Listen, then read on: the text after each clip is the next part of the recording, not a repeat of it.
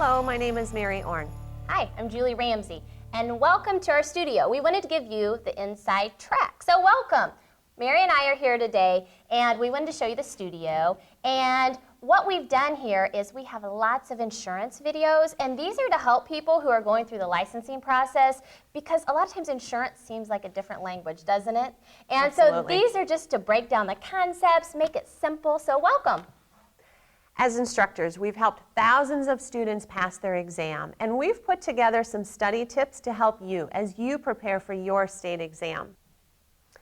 Our number one recommendation is that you print the state exam outline. You can get it from one of two spots, either the website of your Department of Insurance or from the testing provider. That's really good information, Mary, because one of the biggest mistakes that students make is they treat all of the information the same. This is just as important as this, and it's not when you're studying for your exam. You want to prioritize the most heavily tested down to the least heavily tested. Right. Prioritize those. So that state exam outline does that. So study those first 5 sections really well, know them inside and out, and then you can just kind of go down by priority. Yeah, it's important because there's a weighting to the exam. Certain topics are questioned more than others. Another tip is to utilize the practice exams. This is a good chance to practice reading the full question.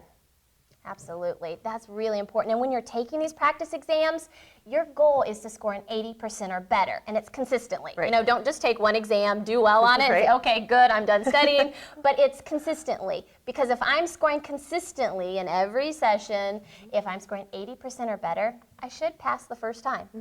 And take notes when you're going through the practice exams. Jot down what it is you got wrong.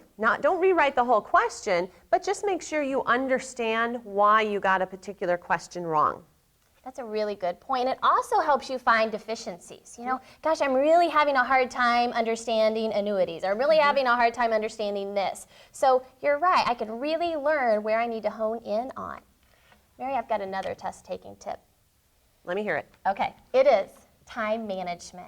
How should I best utilize my time so that way I'm prepared and I can pass the test the first time? So what you're saying is don't cram the night before. Pretty much. No all-nighters. Darn. Here's what you need to do. After you complete your pre-licensing course, spend 2 to 3 days studying for your exam. As Julie mentioned, there's a priority that you want to put into place. There's a weighting to the exam. Study the most difficult items first. Study the areas where you're weaker first. Get a good night's sleep, and then the morning of the exam, give yourself a little mental vacation, a little break. You deserve it. Another test-taking tip is scratch paper. When you go take that exam, they're going to give you a piece of scratch paper, and you want to best utilize that scratch paper. Mary, do you have any thoughts for that? I do. I love this one because this one allows you to do a memory dump. You walk into the test with your piece of paper before you do anything related to the exam. Put everything from your brain down onto the paper. Formulas, acronyms, charts, anything you want to make sure you remember, and then you set it aside. When you come to that question, then you can quick take a peek at the notes that you've written. That's a really good idea, and it also helps with problem areas. We see a lot of folks that have problems with homeowners, and in one of our taping sessions, we have an instructor who goes through the different areas of homeowners, and we have this homeowners chart. And if I know I'm having problems in that area, then I can memorize that chart and write that down on that scratch paper when I go take my test and be successful. Perfect.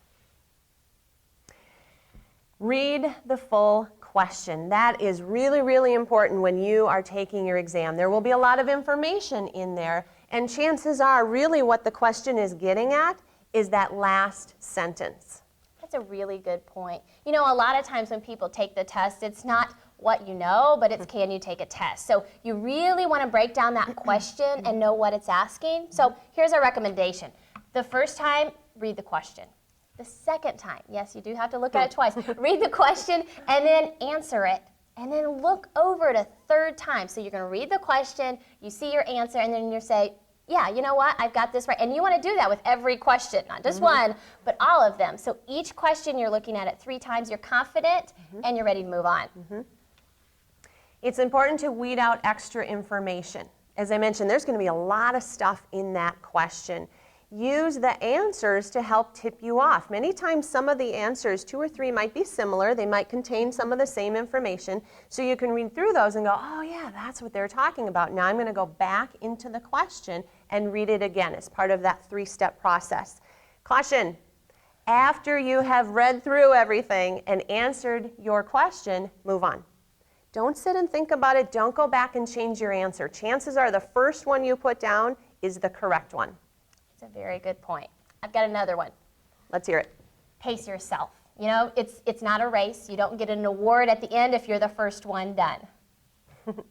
Don't spend too long on one question. Get yourself into a nice, steady rhythm so that you're reading the question, the answers, you go through your 3-step process. You answer, you move on. If you're not sure, mark it. If you have time at the end of your test, you can come back and do a quick little review. That's a really good idea. And you know, I have a hard time sitting down when I'm taking an exam for that long of period of time. You know, it's not like when I was studying where I can get up and, you know, go make popcorn or get a candy bar. Right. And so I have a hard time sometimes focusing, and a lot of students find that. And so what we recommend is take a break. Well, how do you take a break? I'm there, I have to take the test. Just every 30 questions, you know, maybe just put your head down, you know, just rest, kind of clear your mind. So then you're fresh, you're ready to go, and just do that every 30 questions and pace yourself. And it can be very stressful to take this test, so you want to make sure you stay relaxed and give yourself that mental break. Absolutely. Watch out for the accept question. Questions that end in the word accept. That's a really good point. And you know, the words accept, never, always, a lot of times throw students off. So we want to talk about, you know, turning that accept question into a direct question. Now, we're not asking you to rewrite the question, you know, that would be way too hard. But what you can do is take the word accept and just put it up on a shelf. Just ignore it for just a minute. Perfect. So the question may be, all of the following are agent responsibilities except. And as Julie mentioned, you're going to take that word out and put it on the shelf. And now what you're looking at is the question that says, all of the following are agent responsibilities. You've just turned that into a true-false question. Now you can read through the 4 answers, decide which are true, which are false. You get to your one exception. So you're saying the eeny, meeny, miny, mo game, that doesn't work with this? No more eeny, meeny, miny, mo. Okay, all right. Well, I've got one more. Go. All right, the testing site. Now, you're going to schedule your test ahead of time. But the day of the test, know where you're going. You know, leave early. There could be construction, there could be traffic, and you're sitting there and you're freaking out for your test. Additionally, not good. No, not good. Schedule the exam in the morning if you can. I mean, it doesn't have to be at 7 a.m. by no means, but schedule it in the first part of the day. So then that way you're confident, you're ready to go, you're fresh, and then ready to take the test. The last thing you want to do is go through an entire day of work or family life or things that you are taking your mind away from the exam and then have to go in and take the test. Absolutely. Now, it's okay to be nervous. It's good to be nervous, but also have confidence in yourself. You have prepared for this exam.